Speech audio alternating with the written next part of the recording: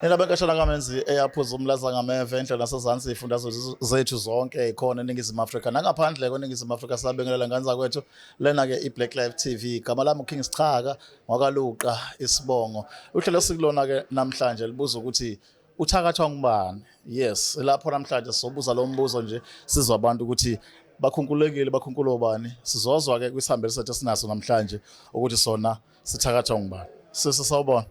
Sawubona, sanibonani nani balaleli emakhaya. Niyaphila kodwa? Asiyaphila wena njani? Hayi sikhona. Indawo sinajwayele ukuhamba iredo, indawo nibiza ababukeli bethu ngabalaleli. Abalaleli. Kanjani besibuka? Okay, ibukeli. Ilabantu badoda. Ibukeli lesakubona abalaleli. Hey najwayele ama-interview eredo yazi. Right asibonga dadewethu ukuthi ukhona namhlanje. Sithemba ukuthi nawe uzosinikeza lakho udaba kulezi indaba esesizizwile engaka eshaqisayo. Mhlambe ngabe usisi kwenzakalana empilweni yakhe? Engasho ukuthi sinenkinga kaMfundisi, nginenkinga kaMfundisi. Okay. So 2013 kwafika umfundisi lapha endaweni yangasekhaya ngicela ungayidaluli. Yeah. Wabeka ithende. And then ekhaya ke besinakho ke shemu kuya kulona ithende. Yeah. So liqala imvuselelo yakhona yeze yaphela. So kuthe makwenzeka ke okay ekhaya sayinikela khona ke bandleni thize lelo. Etendeni. Yes, emabandleni ensindiso. Yeah. Kuthe makuhamba isikhathi ayi ekhaya ke kwashintsha ke. Uyazi nawo ukuthi emabandleni ensindiso kwekuthiwe inkambo iyashintsha but ekhaya ibisishintsha kakhulu because bese ngingabayasayizwa lutho bebehlezi nje kumfundisi this umfundisi that in a way ukuthi ngisho bethenga izinto kuthiwa nje ekwamfundisi lokho bekubeka eceleni makumele kuqale kwenziwe inhlelo ekhaya qalwa kumfundisi kuqala ngisho kuyinhlelo zomndeni in a way ukuthi kuye kwathi makuba khona ukukhuluma ongahambi kushayisana kwemibono ongahambisana nomfundisi kwami umndeni wamane wangakhulumisana waqhelelana. Yeah. So ngahamba ngayitholela ke mina ngokwami ukuthi no inkinga kahle kahle ayikho ekhaya inkinga idalwe umfundisi lo ngathi ngiyazama ukukhuluma nabo kwabe ukuthi umndeni uyahlukana ngayikhethela ke impilo yami ke in a way ukuthi ngicine sengirelocate ngabuya ngeza ngala. Uma sengirelocate ngangaya nasebandleni ngathi nje ngakhatha ama contacts nawo wonke umuntu. So kuthe makwenzeka kanjalo impilo yami mina yaqala ke yashintsha ngathola nomsebenzi. Impilo nje yashintsha ngabona nje ikusasa sengilibona ngenye indlela angisayiboni ngale ndlela ade ngilibona ngale ekuqaleni. But ekhaya still namanje and ngifuna indlela ukuthi ngibasize ekhaya ukuthi beyibone nabo lento ukuthi hayi kahle kahle nempumelelo yabo ayivimbekile ngoba ivimbekile ivinjwe kahle kahle lo muntu because ngisho athiwa kugula umuntu ekhaya instead ongabe bamnyisa kasibhedlela nani kuqala kumfundisi iqala. Ngikhumbula ngomunye unyaka kuye kwagula umamncane wami instead ongabe esibhedlela wathatha wayisa kumfundisi wayohlala ekhaya likamfundisi for no reason umfundisi akasiyena udokotela into angasiza ngayo umthandazo kuphela but uhambile wayohlala ekhaya wabuya futhi senjalo umuntu into akagogo. Yeah. Manje ngoba uthi wena uzewa khetha indlela othi uhambe uyobheka ngokwakho la adubheka khona bafike bathi umfundisi unesandla ngani wenze? Angifuni ukuthi indlela zobumnyama but umfundisi kunezinto zakhe azenzile okuyizona asebenzisa sona ukuze ezuze lokho akuthila afuna ukuzuza ngekithi. Okay.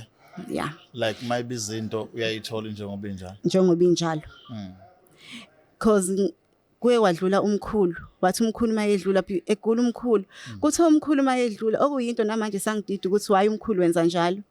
Kuthe mayedlula wathi umkhulu ngisacela ningibizele lo baba lo wamusho ke ngesibongo sakhe. Weza wafike wathi sibanibani umndeni wami ngiwunikela kuwena.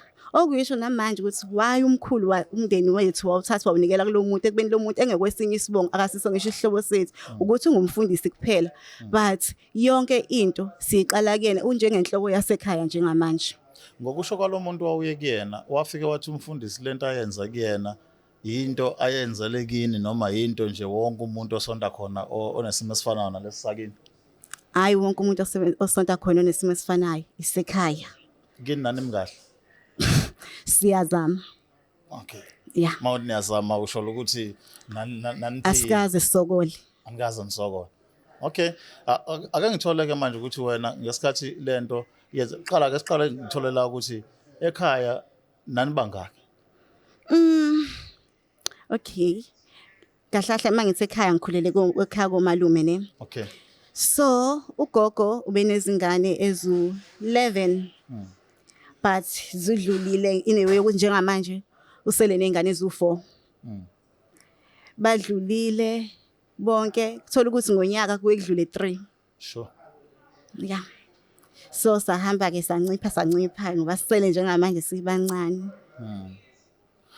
Kunjalo mdlalane bakho ke nomndeni since wena usewunento yaziyo ukuthi no lento enento ethile ngomfundisi ngoba kuyacaca ukuthi njengamanje angithi uthi abanye bakwenu abasebenza bezilutho ngaphandle ukuthi baye esontweni kulo mfundisi. Yebo. Aha. Kunjani ke manje umdlalane bakho napho? Angifuni ukuthi ku right 100% but siyakhuluma siyaxoxa but senginotice ukuthi mina ngiyakujabulela ukuthi ngihambe walezo nsuku ezimbili ezintathu ngiphinde ngibuye because mase sahlala izinsuku eziningi sibuya sesixabene. Yeah, kahle kahle abuhle engingakusho yes. Mase sahlala nje mhlawumbe kwaphela isonto hayi aliphela isonto ngabikho umsindo. Yeah. Ngesikhathi sakhonza ekonzweni ubudlelwana bakho nomfundisi babunjani? Babu right and nami ngangimkhothamela ngangimbone ubaba umama wakwakhe ngimbone umama wami ngangimkhothamela and ngangafuni lutho ngaye ngangingamfela ngisho kumfela. Njengamanje njengoba sekanje uyaxhumana nawe niyakhuluma kukhona la kwamvulela khona isifuba ukukhona siyazi ukuthi umuntu mayidiniwe ngakhuluma noma yini. Ngikhule anda ukuthi wathi ugogo wami umuntu uyamxolela ngisho ngabe kuthiwa kunzima kanjani umuntu uyamxolela. So I can say ukuthi ngimxolele but angiboni ukuthi mangahlangana naye ngamxolela futhi angazi ukuthi kanjani ngisenale anger le khale anger ya createka engakaphili ikakhulukazi ngoba umndeni wakho usaqhubeka. Yeah, kubhlungu futhi ukubabona bephila under lesa simo lesiya. Yeah. Right, babukeli bethu emakhaya ngicabanga ukuthi nani niyaluza udaba lasisi inkinga yakhe nje uthi uthola sengazuthi umfundisi uyena nesandla esikhulu sokuthi umndeni wakhe ukhonkuleke ekhaya ngezenzo ke ezithile ayibonayo nanokuthi ke uhambile abantu bafike bamchazela ukuthi umfundisi wenu unamandla anawo enza ukuthi yonke into ayidingayo ayikhomba emndenini wakho uyikhiphe kodwa wona ungayindawo ulokhe ume endaweni eyodwa yena ke sezowaphuma inqina wayifunela impilo eceleni ngaphandle komndeni kwayima ebona ushintsho emndenini wakho kodwa into emphatha kabi eyokuthi umndeni wakho usasele kulolabisha futhi usaphila impilo eyodwa nawo bakwabo abanye basahluphekile namhlanje kodwa bafuna ukulibona iqiniso ngalomfundisi abakuyena. Asibuye ke sisi ngoba asifuna ukulwa nengcebo zenkosi asifuna ukulwa nabantu basemabandleni ngokwahlukahlukana abasendisiwe nomsezayoni kodwa sifuna kucaca ukuthi bakhona abalungile khona abangalunganga. Ngokwakho ke uma umuntu ekhetha ibandla lokukhonza kulona neziphi impawu afuna ayibona ukuthi akusemina lo sengenziswa into ethile noma akuseyona into engabiyenzeka le. Njengomuntu una experience. Unzima ke lo mbuzo ngoba abafundisi sometimes bambatha isikhumba semvu sho njalo. So into ayishumayelayo kuyenza ukuthi kube into angayiphili. Ake ngithi nje awulalela inhliziyo yakho uze ukuthi umoya wakho ukuholela ngapi. Cha. Yeah. So leli sonto nanisindisiwe? Yebo sonto losindiso. Quite obvious ke umuntu anosebenzisa. Yeah. So wena sizakala ndlela anikela ufuna sikubiza lengceke uzokhulekisa ufuna amanzi ufuna ini? Njengamanje angisakhethile usizo lungaqhamuka ukuthi lona luliphi as long umndeni wami uzoba right. Ngakujabulela lokho. Okay.